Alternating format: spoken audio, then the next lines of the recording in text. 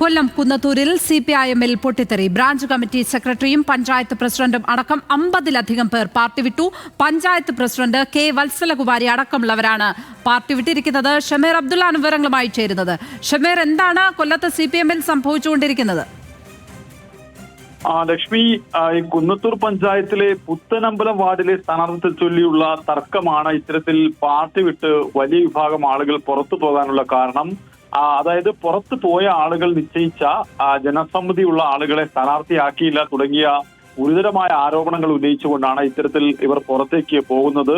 Branch committee സെക്രട്ടറിയും അടക്കം panchayat president അടക്കം 50-ലധികം പേരാണ് പാർട്ടി വിട്ടിരിക്കുന്നത്.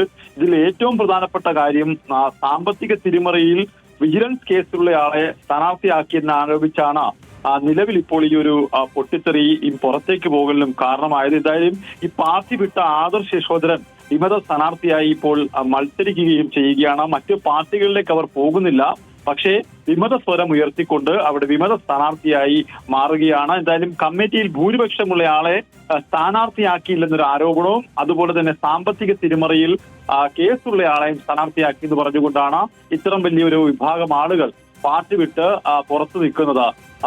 ലക്ഷ്മി, ഷമീർ അബ്ദുള്ളാണ് കൊല്ലത്ത് നിന്ന് വിവരങ്ങൾ പങ്കുവച്ചത്.